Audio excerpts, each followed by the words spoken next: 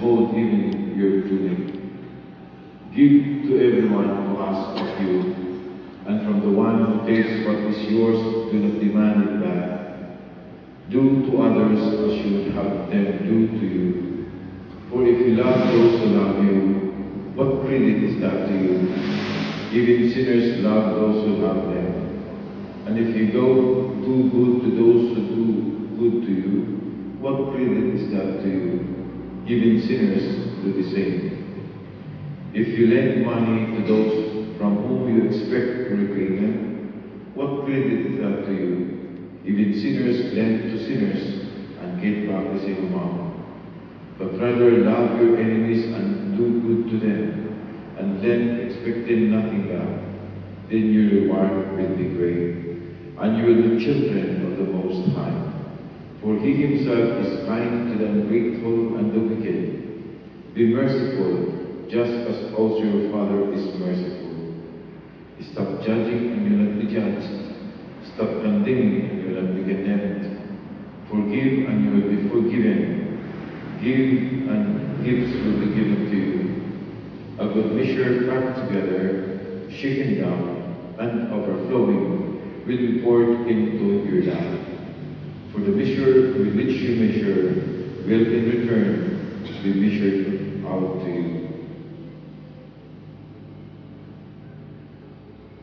The Gospel of the Lord. Praise to you, Lord Jesus Christ.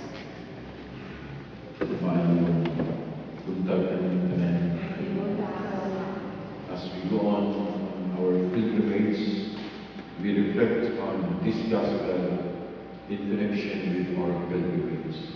The first indication is that we should have a pilgrimage of the heart, learning the way of mercy, as the Gospel will suggest.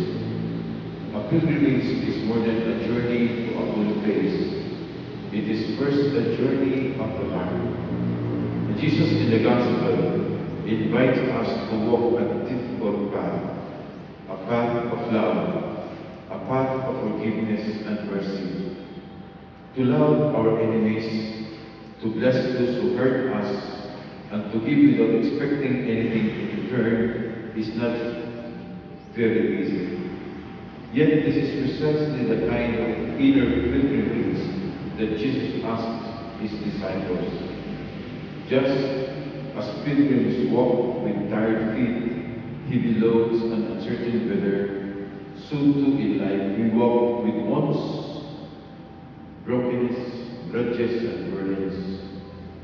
A true pilgrim teaches us to let go, to forgive, and to learn mercy on the road. The shrine or holy places we seek is only a symbol. The true destination is a heart transformed into the likeness of Christ's mercy. The second indication based in the Gospel is that we have to have a pilgrimage of life, walking generously in God's path. Jesus also reminds us, the measure you give will be measure that you get back. A pilgrimage is never only for oneself. It is a journey that overflows in generosity, kindness, and compassion.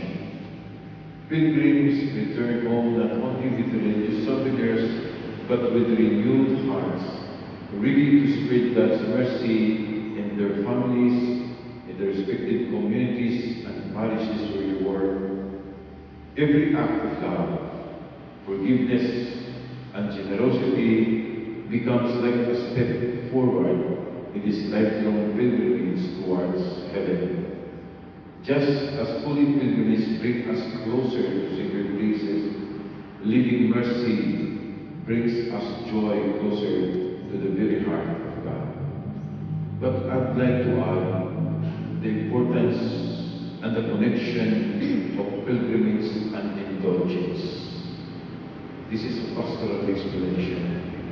When we go on a pilgrimage, whether it is in a holy land or in a local shrine, like what we are going now here in Kaisasal and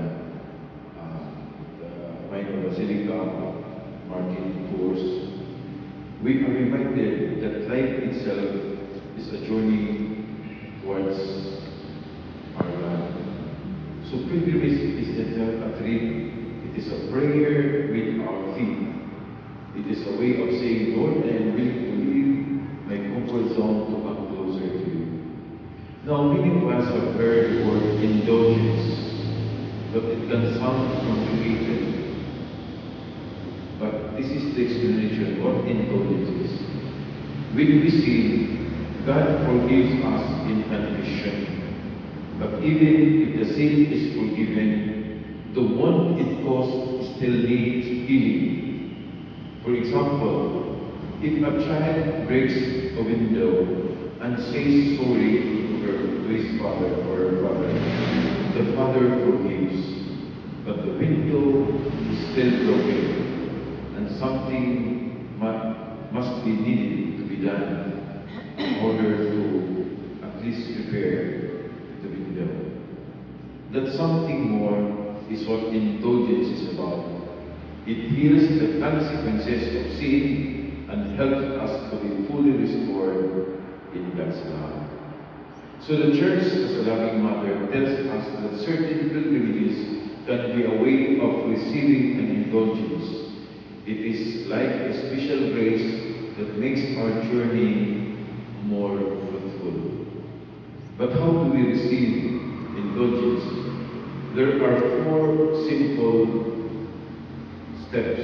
That's one important attitude. The first step is that we have to go to confession. That's why confession is available yesterday morning, because it is very important for pilgrims to receive the indulgence. The second is Holy Communion. We will receive the Holy Communion, the Eucharist. And then we have the third one is to pray for the intention of the Pope. Usually, the intention of the Pope, we will pray one our Father, or Hail Mary, and one Holy Spirit. And then the fourth one is to visit the holy site of pilgrimages. And then the attitude is that we have a heart touched from sinfulness. This is a holy steps towards God. So if we do this with sincerity, the indulgence we receive is plenary, complete. If not complete, kung wala talagang kumpisal, it is called partial indulgence. But still, a great blessings. And here is something more beautiful. We can also offer the indulgence for the souls in purgatory. Not only for the remission of our temporal sins, but we can also offer this for the souls in purgatory. So in that way, our pilgrimage does not only bring us closer to God, but also helps our loved ones who have gone before us. So my dear friends, pilgrimage and indulgence are not just old traditions of the Church. They are signs of God's great mercy, as the Gospel suggests, to remind us that our life is a journey, and God wants us to be lighter, freer, and more joyful, so that one day our final pilgrimage will bring us home to our heaven, to His heavenly kingdom. With Jesus Christ be praised.